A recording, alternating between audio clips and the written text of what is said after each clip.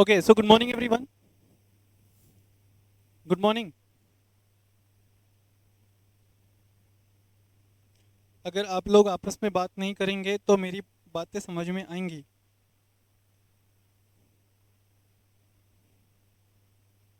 ठीक है.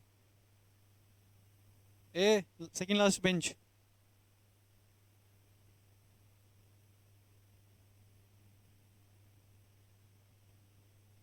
एक सेकंड.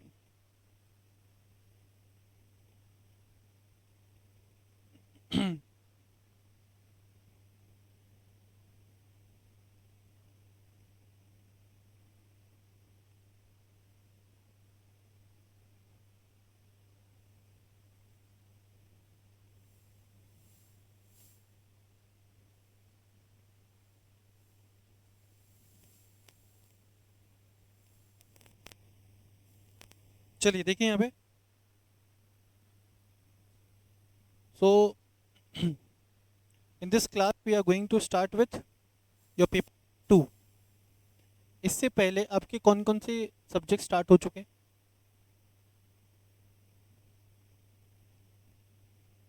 सेटिंग अप स्टार्ट हो गया. ओके. देन एफएम भी स्टार्ट हो गया. हाँ, वो तो मिसलेनियस पार्ट था. ओके. तो आज हम स्टार्ट करें. जूरिस्प्रूडेंस नहीं स्टार्ट हुआ है. हो गया. ओके. तो अच्छी क्लास हम लोग स्टार्ट कर रहे हैं पेपर नंबर 2. ठीक है. Group 1 paper name is company law. ध्यान देना. कौन से कोर्स में तुम लोग? कंपनी सेक्रेटरीशिप है ना. तो कंपनी सेक्रेटरीशिप कोर्स में जो सबसे इम्पोर्टेंट सब्जेक्ट है, ठीक है, ऐसा सब्जेक्ट जिस पे पूरा प्रोफेशन सीएस का पूरा प्रोफेशन रिलाई करता है, ठीक है, वो सब्जेक्ट है आपका कंपनी लॉ. मेरी बात समझ में आ रही है क्या? तो अच्छा company secretary, average company secretary और बुरा कंपनी सेक्रेटरी. क्या बोला मैं? अच्छा, एवरेज और बुरा कंपनी सेक्रेटरी. इन तीनों के बीच में एक जो बहुत बड़ा जो डिफरेंस क्रिएट किया जा सकता है वो है on the basis of the knowledge, on the basis of the knowledge that the CS have particularly in company law. मेरी बात समझ में आ रही है क्या? एक कंपनी सेक्रेटरी से एक्सपेक्ट किया जाता है, एक कंपनी सेक्रेटरी से एक्सपेक्ट किया जाता है at any point of time कि उससे बेटर, उससे बेस्ट, उससे ज़्यादा नॉलेज कंपनी लॉ के ऊपर किसी और के पास नहीं होगा. मैंने क्या बोला? एक्सपेक्ट किया जाता है. समझ में आ रहा है? तो ये जो सब्जेक्ट है, देखो, वैसे तो तुम लोगों को दोनों ग्रुप में देर आर 7 सब्जेक्ट्स, है ना, and all the subjects are equally important. ठीक है. But it is my personal recommendation कि कंपनी लॉ ज़्यादा फेवरेट होना चाहिए. Although all the subjects are equally important, लेकिन बच्चों का कंपनी लॉ क्या होना चाहिए? बिल्कुल फेवरेट सब्जेक्ट होना चाहिए. Is it clear? क्योंकि this subject is going to help you a lot in becoming a great company secretary. ठीक है. This subject is going to help you in earning your bread and butter after becoming CS. ठीक है. तो बहुत बहुत बहुत बहुत बहुत इंपॉर्टेंट पेपर है. और जब आप फाइनल्स में आते हैं ना, तो फाइनल्स में लगभग 3 से 4 पेपर, मैं बोलता हूँ, सोलली रिलाई करेगा कंपनी लॉ इन प्रैक्टिस पे. ठीक है. जब आप एग्जीक्यूटिव में है या एग्जीक्यूटिव में सेकंड ग्रुप में, आपको एक और पेपर है capital market and securities laws. तो वो सब्जेक्ट का भी आपको अंडरस्टैंडिंग बढ़ाएगा कंपनी लॉ का पेपर. Is it clear? तो पेपर जब बहुत इंपॉर्टेंट है तो ईजी रहने वाला है क्या? अगर पेपर सबसे ज़्यादा इंपॉर्टेंट, इतनी बातें, इतनी तारीफें कर रहे हो, इतना ब्रांडिंग कर रहे हो इस पेपर का, तो इधर it is going to be an easy one. पहली बात ध्यान रखो, एग्जीक्यूटिव में कुछ भी इजी नहीं है, ठीक है। Company law is not easy, but we will try to make it easy, ठीक है। We will try to, I will try my level best to make it easy, ठीक। And you also need to try your level best to make it easy. And how that would be possible? How that would be possible? How will you make it easy? मैं easy कैसे बना सकता है? अच्छे से पढ़ा सकता हूँ मैं तो वही कर सकता हूँ। तुम लोग कैसे बना सकते हो? रोज पढ़ सकते हो। ये सब्जेक्ट को रोज पढ़ना है। मेरी बात समझ में आ रही है क्या? रोज मतलब रोज क्लास आ रहे हो, नहीं आ रहे हो, ये सब्जेक्ट तो पढ़ना ही। शादी में जा रहे हो, ये सब्जेक्ट तो पढ़ना ही। बीमार हो, ये सब्जेक्ट तो पढ़ना ही। नहीं पढ़ पा रहे, ये सब्जेक्ट तो पढ़ना ही। घर में फंक्शन है, ये सब्जेक्ट तो पढ़ना ही है। Is it clear? Company secretaryship is solely dependent on this subject, ठीक है। कंपनी लॉ में you should be the best person. Clear? देखिए ये आप लोगों का मॉड्यूल है, और पेपर का नाम क्या है? पहले तो पेपर के नाम में बहुत सारी चीज़ें छुपी हुई। कंपनी लॉ, उसके आगे क्या लिखा हुआ है? क्या मतलब समझ में आता है इससे? What do you understand by this? Company law and practice.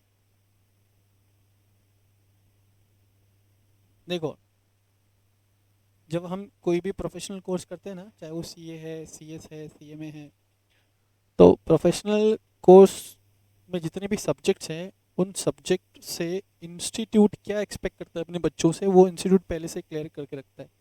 जब तुम मॉड्यूल खोलते हो ना, हर मॉड्यूल में एक क्लैरिटी होगा। तो मॉड्यूल जब खोलते हो तो इसमें ऑब्जेक्टिव तुमको पढ़ना रहता है। जितने भी सब्जेक्ट्स आपको एग्जीक्यूटिव में, सारे मॉड्यूल खोल करके एक बार ऑब्जेक्टिव ज़रूर पढ़ लेना। देखो क्या लिखा है यहाँ पे, to provide conceptual understanding on the principle and provisions of company law. मतलब क्या है इसका? कंसेप्चुअल अंडरस्टैंडिंग मतलब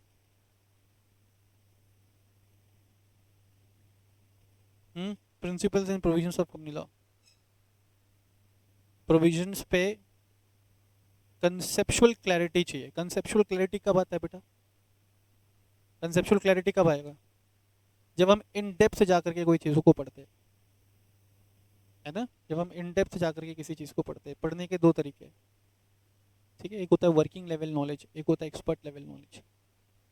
मैं लॉ का पेपर पढ़ाता हूँ, बहुत सारे लॉज पढ़ाता हूँ मैं। तो लॉ में I will have expert level of knowledge, I need to have, है ना। लॉ पढ़ाने के लिए I need to have what? Expert level of knowledge. But it does not mean कि मुझे अकाउंट्स नहीं आना चाहिए, एफएम नहीं आना चाहिए, टैक्स नहीं आना चाहिए, कॉस्ट नहीं आना चाहिए। इसका ये मतलब नहीं है। ऑल्दो मेरे पास एक्सपर्ट लेवल ऑफ नॉलेज होना चाहिए लॉ का, लेकिन मेरे को वर्किंग लेवल ऑफ नॉलेज होना चाहिए अकाउंट्स का, कॉस्ट का, एफएम का। समझ में आ रहा है क्या? तो what is the difference? Working level knowledge and expert level knowledge, what is the main difference? Expert level knowledge मतलब इन डेप्थ, वर्किंग लेवल अरे पता है, ठीक है। ईटी में तुम लोगों ने पढ़ा रहेगा ना, तो ईटी में वर्किंग लेवल नॉलेज है। जैसे ईटी से पहले तुम लोगों ने ट्वेल्थ में पढ़ा रहेगा, वर्किंग लेवल नॉलेज है। 11th वर्किंग लेवल नॉलेज है। 10th वर्किंग लेवल नॉलेज है। Executive, company law, expert level knowledge. क्या चाहिए? एक्सपर्ट लेवल नॉलेज, ठीक है। ये पेपर डिफिकल्ट इसलिए पड़ता है स्टूडेंट्स को क्योंकि ये पेपर बहुत लेंदी है। आप देखो ना, मॉड्यूल है किसी के पास? मॉड्यूल दीजिए एक बार, दीजिए। तो दिस इज योर मॉड्यूल, और मॉड्यूल में टोटल हाउ मेनी पेजेस आते हैं? तो 908 पेजेस आते हैं, ठीक है। पेपर टफ नहीं है, पेपर लेंदी है। लेंदी में समझते हो? खूब सारा पढ़ना है इसके अंदर, पढ़ते पढ़ते खत्म ही नहीं होता है, ठीक है। तो जब मैंने बोला कि खूब सारा पढ़ना है, तो वो तभी पॉसिबल है जब तुम कंटिन्यूस बेसिस पे रिवाइज करते चलोगे। मान लो कि हम लोगों ने चैप्टर 1 से पढ़ना स्टार्ट किया, 1 पढ़ा, 2 पढ़ा, 3, 4, 5, 6 एंड सो ऑन, 15 चैप्टर पे पढ़े चले गए। अगर तुमने रिवीजन नहीं किया, पहले का 14 अगर 0 हो गया, तो 15 तुम्हें कभी समझ में नहीं आएगी।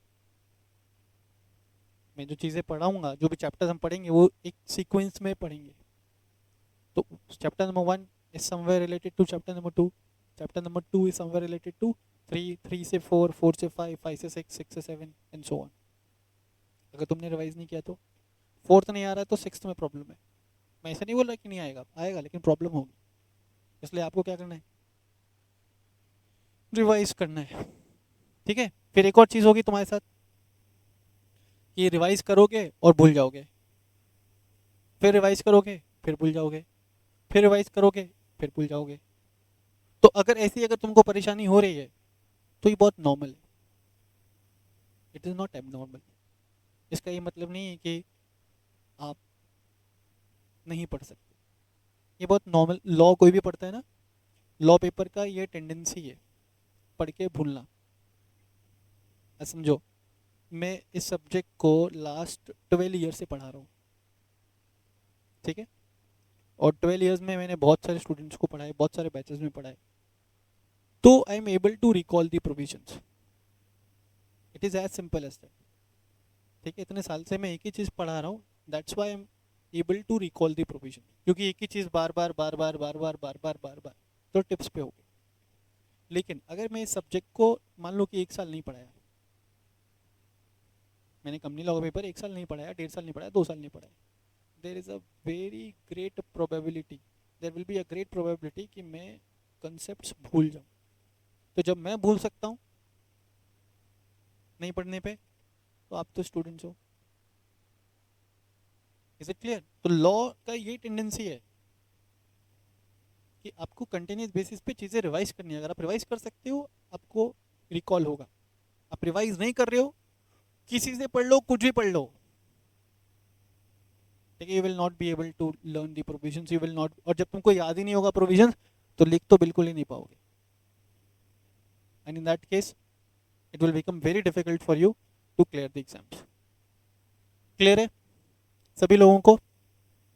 ठीक है, क्लास के अंदर मॉड्यूल से नहीं पढ़ाऊंगा मैं, आपको नोट्स दिया जाएगा, 2 स्पाइरल दिए जाएंगे, ठीक है, और जो मैं स्पाइरल लूंगा स्पाइरल में से पढ़ना रहेगा। Is it clear? चलिए, तो इसी के साथ स्टार्ट करते हैं। पहले की कुछ क्लासेस जो हैं वो नोट्स में लिखवाऊंगा, तो जो जो भी चीज़ें मैं लिखवा रहा हूँ, मैं पहले आपको थोड़ा सा बेस बना दूंगा इस सब्जेक्ट को लेकर के, और जब वो चीज़ें हो जाएंगी उसके बाद we will start learning this subject from the notes. Is it clear? चलो देखते हैं।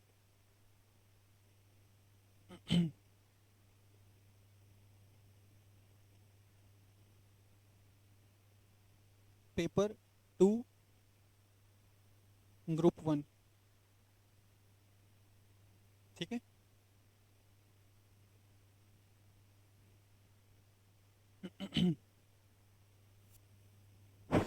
पेपर में स्टार्ट करने से पहले मैं अपने आप का थोड़ा सा इंट्रोडक्शन दे देता हूँ। मेरा नाम है Avinash Jha. By qualification I am company secretary, cost and management accountant, as well as LLM। Apart from this, LLM सुने हो? Masters in law, LLB। Very good, very good. इसके अलावा मैंने BCom भी किया, ठीक है। पेपर आपका कितने मार्क्स का है ये? 100 मार्क्स का है, ठीक है। 100 मार्क्स का पेपर आपका ये 2 पार्ट्स में बाइफर्केटेड रहेगा, ठीक है, 2 तरीके से बाइफर्केटेड रहेगा। 20 मार्क्स का आपको आएगा ऑब्जेक्टिव बेस्ड क्वेश्चंस। क्या आएगा बेटा? Objective based questions. And 80 marks का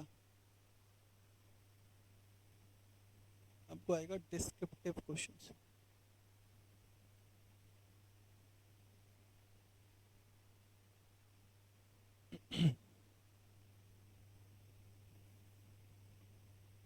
ऑब्जेक्टिव बेस्ड क्वेश्चंस में आपको true and false, MCQ, fill in the blanks, ये सभी चीज़ें आ सकती हैं, तो उसका भी मैं आपको प्रैक्टिस कराते चलूँगा। नोट्स में सारी चीज़ें इंक्लूडेड होंगी। और डिस्क्रिप्टिव बेस्ड क्वेश्चन जो है वो 2 तरीके से रहता है। एक होता है प्रोविजन बेस्ड, और दूसरा होता है case study based.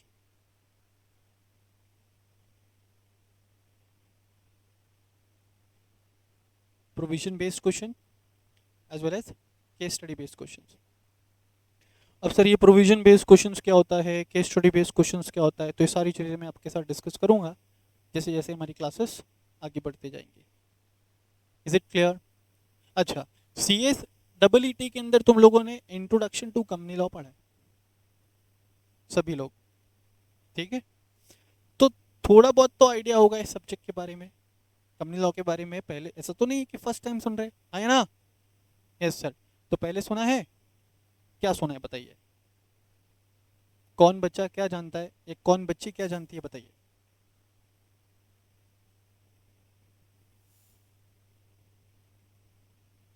Company separate legal entity और बॉडी कॉर्पोरेट है और कॉमन सेल है उसकी, परपेचुअल सक्सेशन है। कैन एंड कैन सो नहीं, सू है शायद, सू एंड बी सू। और कंपनी एक आर्टिफिशियल पर्सन है, वेरी गुड। और लिमिटेड लाइबिलिटी किसका? कंपनी का नहीं, मेंबर्स का। और चलो ये तो फीचर्स बता दिए, कंपनी लॉ के बारे में क्या जानते हैं मैं ये पूछ रहा हूँ तुमसे। कंपनी ओके, तो देखिए चलो कोई बात नहीं, अभी जो मैं बताऊंगा उसका ध्यान रखेंगे, ठीक है? ध्यान रखोगे? कसम खाओ, कसम खाओ। कंपनी लॉ, तो सबसे पहले तो इस लॉ में पढ़ते क्या है अपन? इट इज अ लॉ, ठीक है, विच regulates companies. It is a law which regulates the companies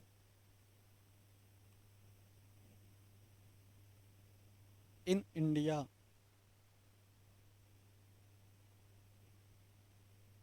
Bharat में जो कंपनीज ऑपरेट कर रही हैं उसको रेगुलेट करता है ये लॉ, ठीक है? Company law. तो जब मैंने ये वर्ड बोला रेगुलेट द कंपनीज, जब मैंने ये वर्ड बोला रेगुलेट द कंपनीज, तो यहाँ पे तीन एस्पेक्ट कवर होते हैं, यहाँ पे तीन एस्पेक्ट्स कवर होते हैं। फर्स्ट वन इज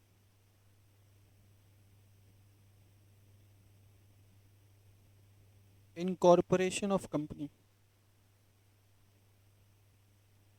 दूसरा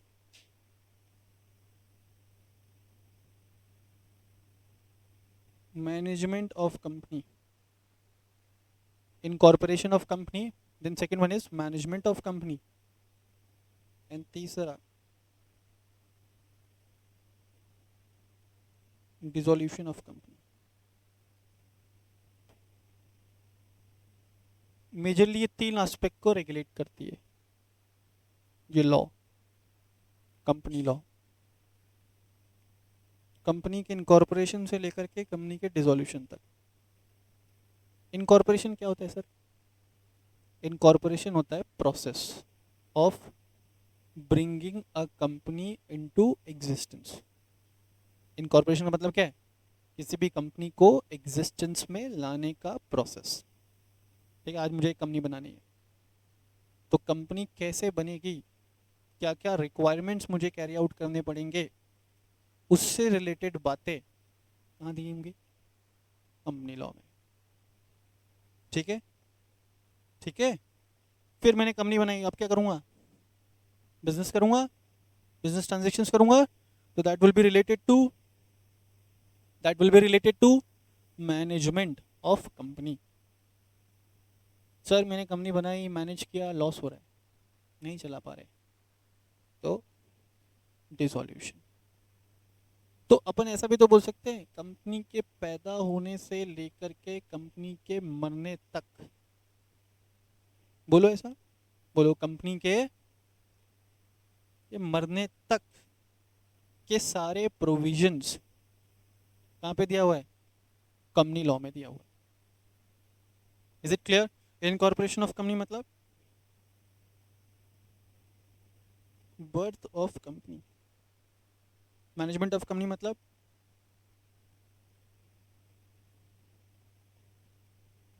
managing the affairs of company.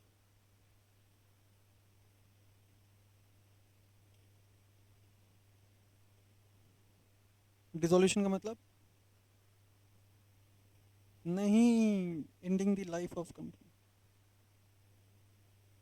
भी बच्चे ने बोला वाइंडिंग अप और डिसोल्यूशन में डिफरेंस है,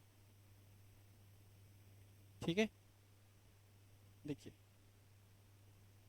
वाइंडिंग अप एंड डिसोल्यूशन में डिफरेंस है। क्या डिफरेंस है?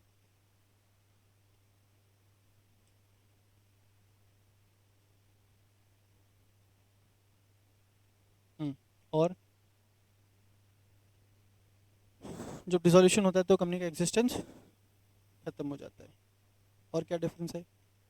मान लो कि देखो समझना है वाइंडिंग अप एंड डिसोल्यूशन, तो ऐसा समझो, क्या नाम है तुम्हारा? नोएल। मान लो कि फर्स्ट बेंच पे बैठा हुआ है, मैं लिखवा रहा हूँ, ये लिख नहीं रहा है, मुझे इसके ऊपर गुस्सा आया, मैं गया इसके पास, मैंने इसका गला पकड़ा और मैंने गला दबाना स्टार्ट किया, ठीक है। तेरे प्राण निकल रहे हैं, छूट रहे हैं प्राण। हाँ हाँ बोलना, सच में थोड़ा ना दबाऊंगा, इसके प्राण निकल रहे हैं ना, इसका वाइंडिंग अप हो रहा है। और जैसे प्राण निकल गए तो इसका डिसोल्यूशन हो गया। इसका मतलब जब ये वाइंडिंग अप प्रोसेस में था, इस दुनिया में था, जब ये डिसॉल्व हो गया, दुनिया से चला गया, ठीक है। तो अपन क्या बोल सकते हैं? Winding up is the process of dissolving the company, है ना। वाइंडिंग अप एक प्रोसेस है और उस प्रोसेस का जो एंड रिजल्ट होगा, उस प्रोसेस का जो एंड रिजल्ट होगा वो क्या होगा? डिसॉल्यूशन। Is it clear? ठीक है, तो लिखोगे यहाँ पे डिफरेंस क्या है। Winding up is the process of ending the life of company. Winding up is the process of ending the life of company. तो and when the life of company comes to an end, when the life of company comes to an end, क्या बोला जाएगा? It will be said that the company is dissolved. It will be said that the company is dissolved. यहाँ पर लिखना existence of company remains intact. Remains intact मतलब company का existence बरकरार रहता है। और यहाँ पे existence of company comes to an end. Write down winding up and dissolution के बीच में difference।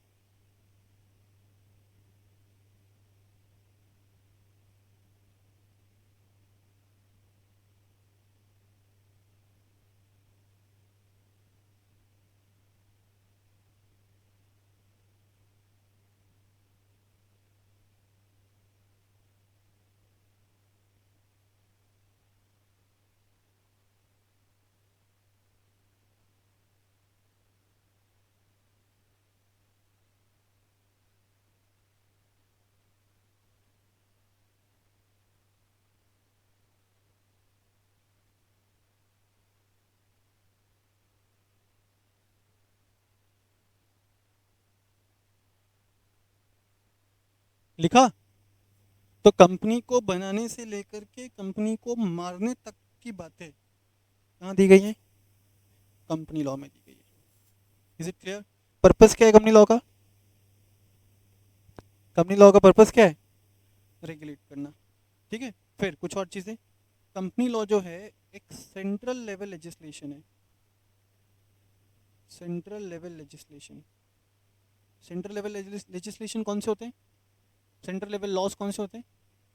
Which are made by the central government and which are passed the Parliament of India. Is it clear? And which are applicable to all the states of India. हाँ ये ना.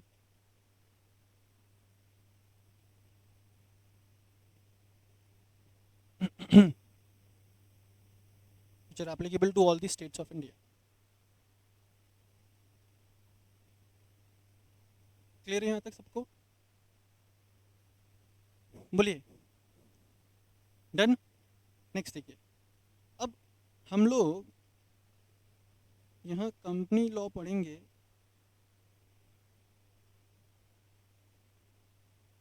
As per companies act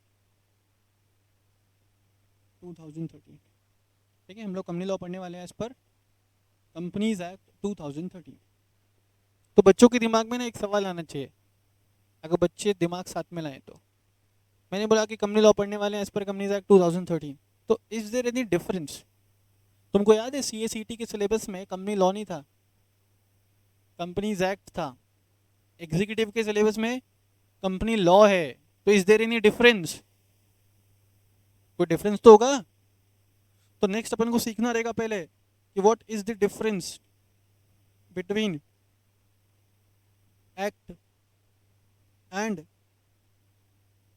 law. What is the difference between act and law? कोई बता सकता है? What is the difference between act and law? हाँ.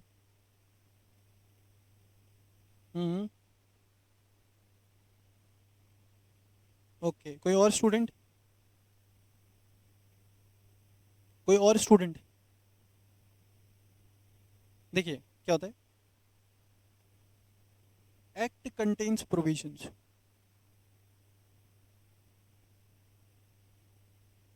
है ना.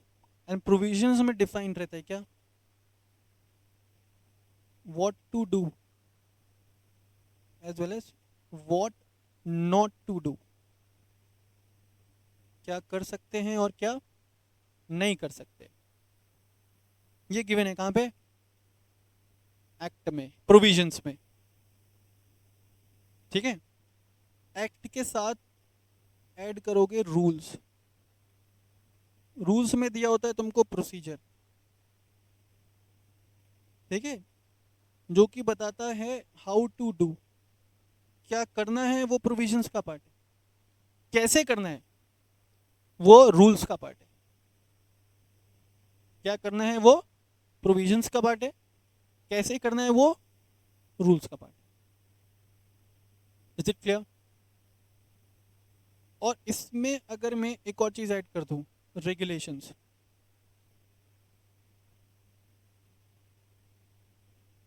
रेगुलेशंस में भी आपको दिया है procedure, but there is a difference.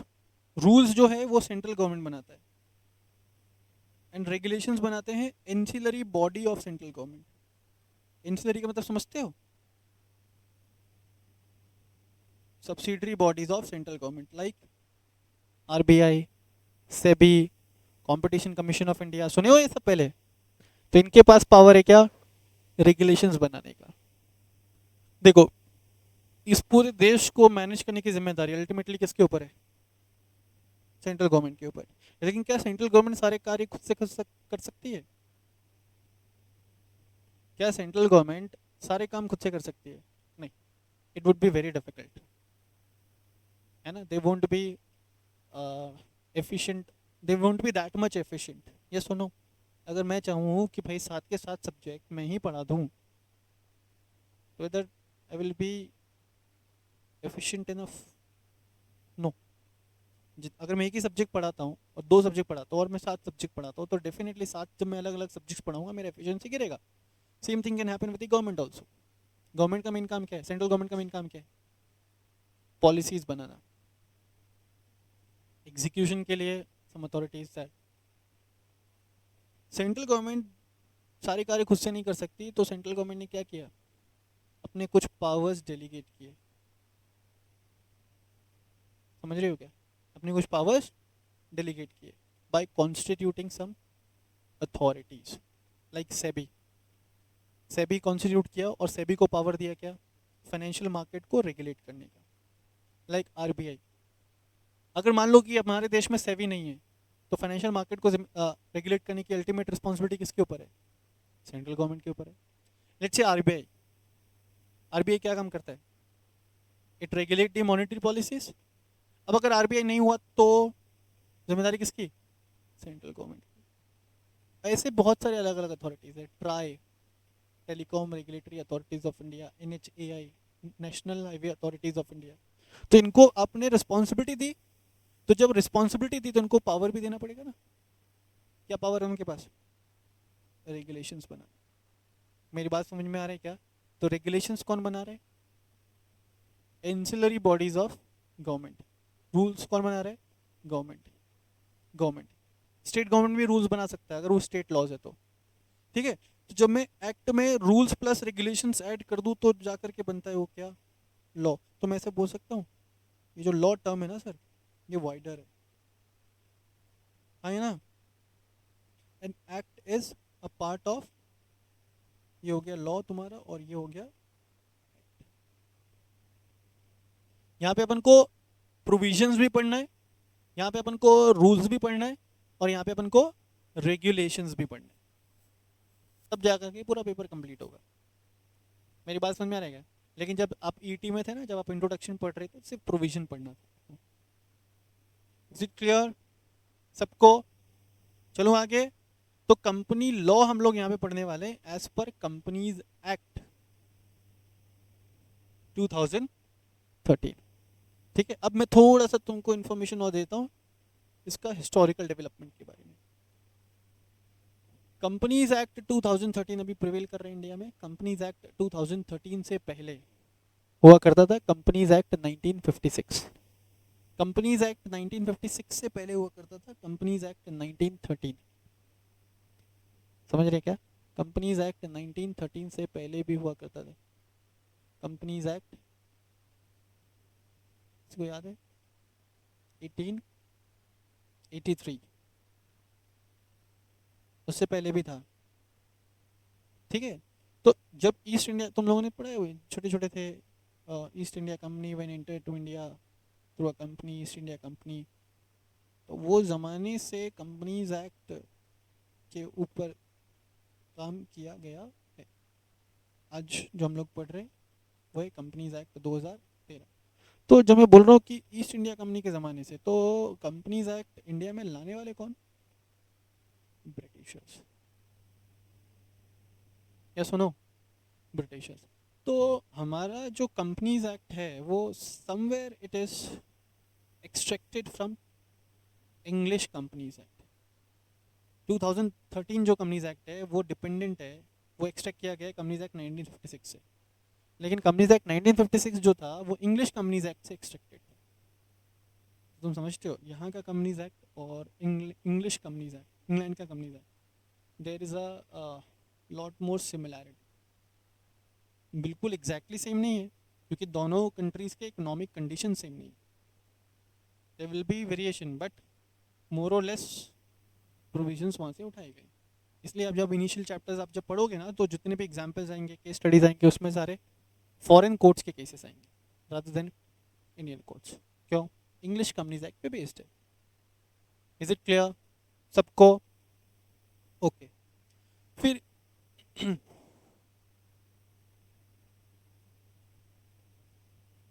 देखिए, कंपनीज एक्ट रेगुलेट कैसे होता है इंडिया में।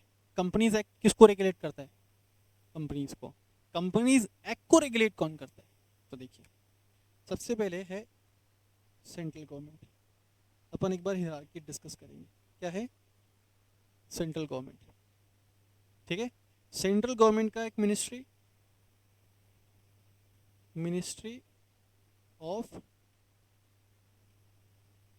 कॉरपोरेट अफेयर्स, ठीक है। सेंट्रल गवर्नमेंट का ministry, ministry of corporate affairs. Ministry of corporate affairs के अंडर आते हैं रीजनल डायरेक्टर्स, ठीक है। तो अभी 7 रीजनल डायरेक्टर्स आते हैं जो रिप्रेजेंटेटिव्स हैं किसके, एमसीए के, ठीक है। Regional directors region wise constituted है, और regional directors region wise constituted है, उनके नीचे क्या, आरओसी। आरओसी जो है वो स्टेट वाइज है। स्टेट वाइज मतलब समझते हो, हर स्टेट में there will be one ROC. Normally जो स्टेट का जो कैपिटल सिटी होता है ना, वहाँ पे आरओसी है। दो स्टेट में एक्सेप्शन है, Maharashtra and Tamil Nadu.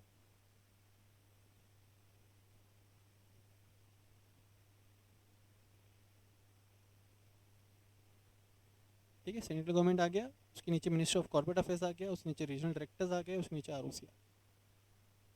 Clear? ROC हर स्टेट में एक। राजस्थान में हम लोग हैं, हमारे स्टेट का आरओसी कहाँ है? जयपुर। जयपुर बैठता है। सर ये आरओसी कोई ये ऑर्गेनाइजेशन होती है क्या?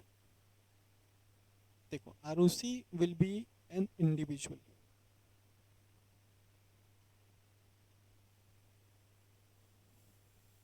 ROC will be an individual. तो हिरार्की में सबसे ऊपर कौन? Central government. सेंट्रल गवर्नमेंट का ministry, ministry of corporate affairs. Then region wise, east west north south, 7 regional directors. उसके नीचे स्टेट लेवल पे आरओसी। हर स्टेट में एक ROC except 2 state, Tamil Nadu and Maharashtra. Clear है? क्लियर है सबको? चलो आगे बढ़ जाऊं। ओके सर, कंपनीज एक्ट 1956 था, तो कंपनीज एक्ट 2013 क्यों आया? क्वेश्चन आ सकता है। जब कंपनीज एक्ट 1956 वाज देयर, तो कंपनीज एक्ट 2013 लाने की क्या जरूरत पड़ी? तो तुम सोच के देखो ना, हम किसी भी चीज को रिप्लेस कब करते हैं? किसी भी चीज, अभी मेरे पास ये फोन है, ये मेरा पहला फोन नहीं है। पहला फोन मैंने जब मैं सीए पढ़ता था तभी ले लिया था, सी इंटर पास किया था तब से ले लिया था, 2009 में। अभी 2023 चल रहा है। ठीक है, हर 1 डेढ़ साल में I change my phone. Why? Why we change something? या तो हमारे पास फालतू का पैसा है, हाँ, हो सकता है। दूसरा, when the existing thing is not able to fulfill our expectations। मेरी बात समझ में आ रही है? अगर मान लो कि भाई 5 साल के बाद I may not be using this phone, because after 5 years this phone may not be fulfilling my expectations from the phone, yes or no? What I will do, I'll change, पूरा पूरा फ़ोन चेंज कर दिया। अब एक और possibility है, मैंने आज ही फ़ोन लिया और ये फ़ोन ना नीचे गिर गया और छोटा सा ना क्रैक आ गया इसके ऊपर, नया फ़ोन ले लूँ? ले सकता हूँ, मेरे पास फालतू पैसा है तो। Otherwise what will I do? I will get it repair. तो similarly repair and maintenance law में भी होता है, और जब रिपेयर एंड मेंटेनेंस से काम ना चले तो चेंज करेंगे। रिपेयर एंड मेंटेनेंस अगर लॉ में हो रहा है तो उसको क्या बोलते हैं अपन? अमेंडमेंट्स। और एक एग्जिस्टिंग लॉ को अगर अपन, हाँ, उसको क्या बोल रहे हैं? रिप्लेसमेंट। एग्जिस्टिंग लॉ को नए लॉ से रिप्लेस कर देना। एक और वर्ड होता है रिपील करना। रिपील करना मतलब समझते हो? एग्जिस्टिंग लॉ को हटा देना।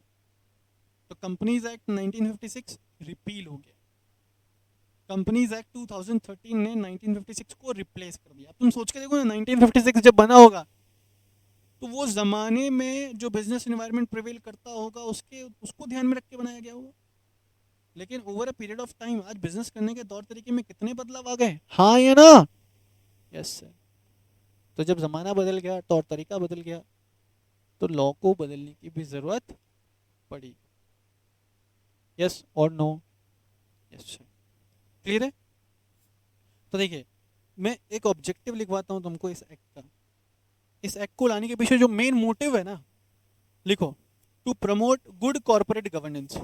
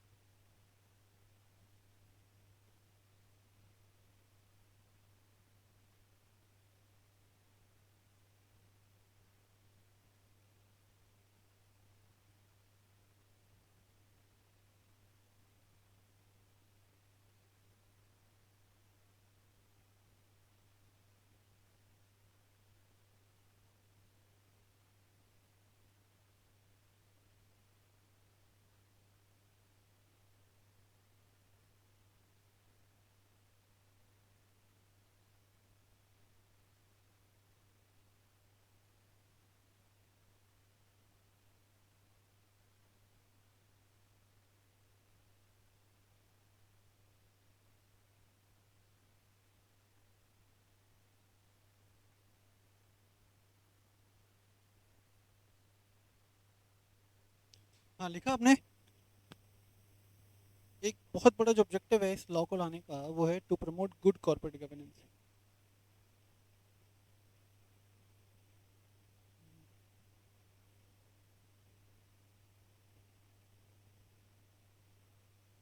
कॉर्पोरेट गवर्नेंस सुना है ये वर्ड पहले? Company secretaryship is all about corporate governance, है ना। Company secretaries are responsible for ensuring good corporate governance. Corporate governance या गुड कॉर्पोरेट गवर्नेंस के बीच में क्या डिफरेंस है? Corporate governance and good corporate governance में क्या डिफरेंस है? देखो, कॉर्पोरेट का मतलब है यहाँ पे कंपनी, ठीक है, और गवर्नेंस का मतलब है टू गवर्न। क्या मतलब है? To govern. तो कॉर्पोरेट गवर्नेंस का मतलब क्या? To govern a company, to run a company, to manage a company. Is it clear? Company को मैनेज करना इज कॉर्पोरेट गवर्नेंस, कंपनी को अच्छे से मैनेज करना is good corporate governance. Company को अच्छे से मैनेज करने का मतलब क्या है? कंपनी को अच्छे से मैनेज करने का मतलब क्या है? अच्छा छोड़ो यार, सब हमको ही ना ये फालतू बातें नहीं समझ में आती। मुझे बताओ, ये एक छोटा सा कोचिंग इंस्टीट्यूट है, नेम इज नॉलेज एकेडमी। अभी कौन से साल में? 2023। मैं चाहता हूँ कि ये 2040 तक चलते रहे, 17 साल बाद तक भी चलता रहे। कैसे पॉसिबल है? अगर मैं चाहता हूँ इसको 2040 तक चलाना तो मुझे यहाँ पे गुड गवर्नेंस पे फोकस करना पड़ेगा। गुड गवर्नेंस मतलब मुझे कुछ इस तरीके से इस इंस्टीट्यूट को मैनेज करना पड़ेगा so that I will be able to satisfy the interest, I will be able to meet the expectations of each and every students, parents. Then only I will be able to carry this institute till 2040.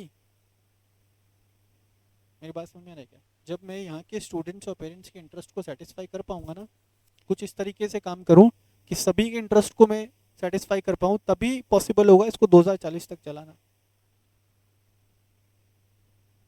पैसा ले लिया, fees ले लिया, ठीक से पढ़ाया नहीं, services ठीक से नहीं दिया, क्या स्टूडेंट्स आएंगे? स्टूडेंट्स नहीं आएंगे तो क्या ये चल पाएगा? Same thing happens with the company also. भाई आज 2023 में इंडिया का सबसे बड़ा कंपनी इज रिलायंस। जरूरी नहीं है कि 2040 तक रिलायंस रहे।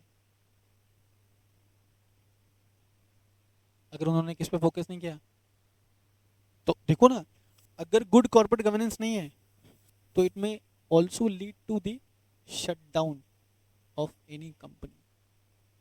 तो कितना इंपॉर्टेंट है? अब सर गुड कॉर्पोरेट गवर्नेंस का मतलब कंपनी को कुछ इस तरीके से मैनेज किया जाए कि कंपनी के सारे स्टेक होल्डर्स, कंपनी को कुछ इस तरीके से मैनेज किया जाए कि कंपनी के सारे स्टेक होल्डर्स का इंटरेस्ट सेटिस्फाई हो। अब कंपनी के स्टेक होल्डर्स कौन होते हैं? स्टेक होल्डर का मतलब क्या होता है? जिसका डायरेक्ट या इनडायरेक्ट इंटरेस्ट है।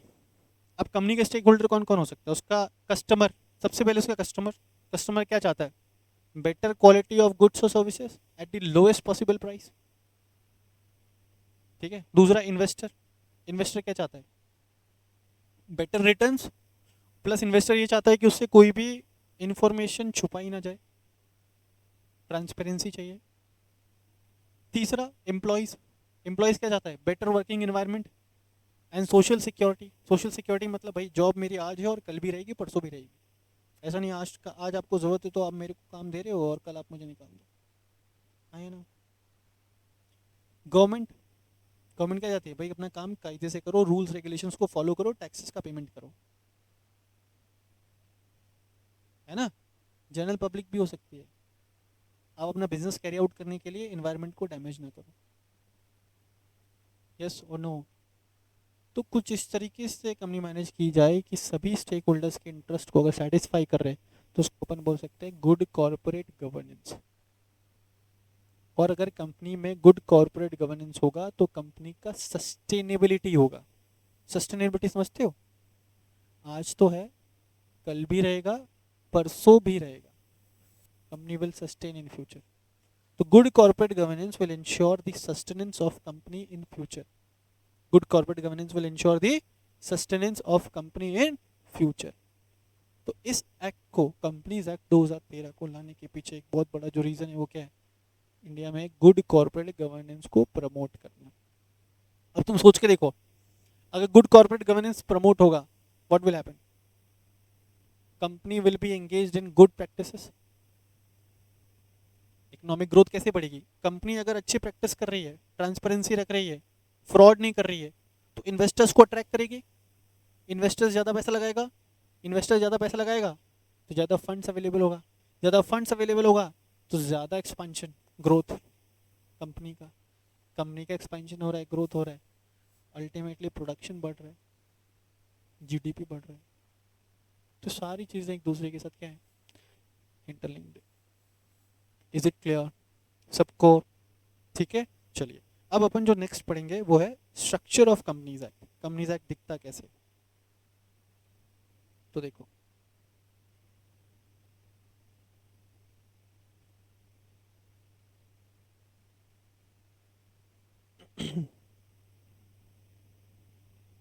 ये है कंपनीज एक्ट.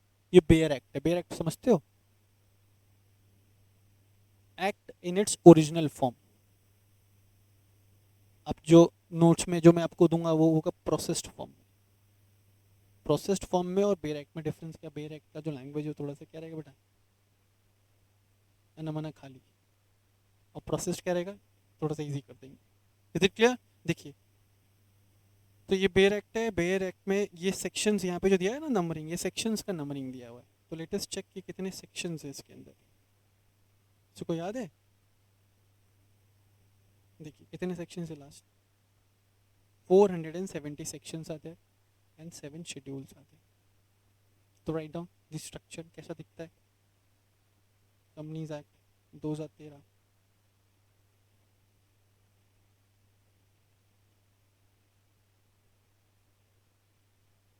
लिखो, the entire act the entire act is divided into 29 chapters.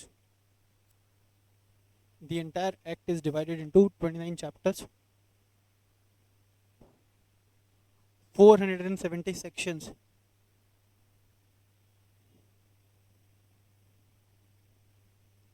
470 sections and 7 schedules. Schedule बोलोगे तो ज़्यादा बेटर है ना? 7 schedules.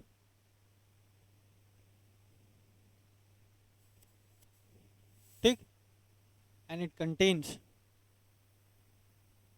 contains 95 definitions. इस एक्ट में टोटल 95 डेफिनेशंस हैं, 7 शेड्यूल हैं, 470 सेक्शन है और 29 chapter.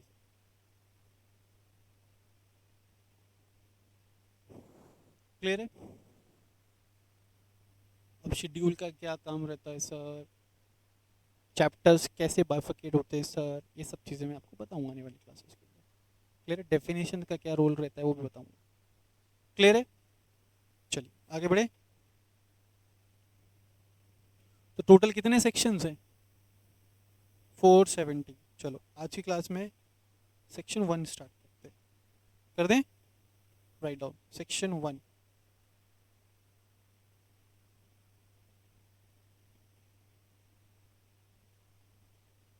Of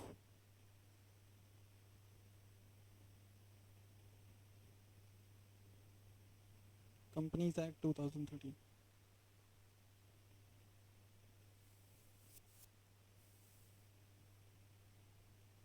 section 1 of companies act 2013. अब तुमको एक बहुत काम की बात बता रहा हूँ, ध्यान रखना. इंडिया में लगभग 1400 एक्ट है. 1400 1400 के 1400 एक्ट्स का जो सेक्शन नंबर 1 होगा ना, वो 3 चीज़ों को ही कवर करेगा. ठीक है, सेम बात करते हैं. Short title, extend and date of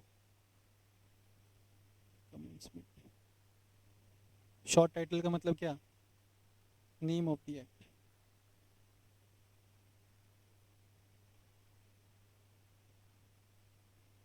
extend का मतलब यहाँ पे area of applicability.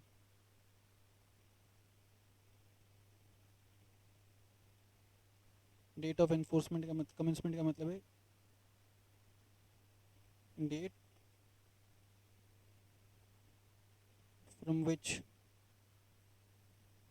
Act has came into effect। Date from which act has came into effect।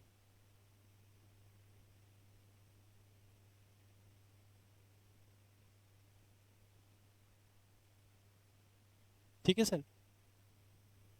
तो एक्ट का नाम क्या है बताओ? रिस्पेक्ट चाहिए, रिस्पेक्ट। रिस्पेक्ट कैसे मिलेगा? वेरी गुड, द लगाओ। The companies act 2013। एक्ट में ए हमेशा क्या रहेगा बेटा? कैपिटल। एक्ट कभी भी ऐसे नहीं रहेगा। इसका मतलब क्या होता है? एक्टिंग वाला एक्ट। ठीक है, उनको रिस्पेक्ट देना पड़ेगा ना, तो A shall always be in capital. Area of applicability कहाँ पे एप्लीकेबल है ये? तो लिखो दिस एक्ट इज एप्लीकेबल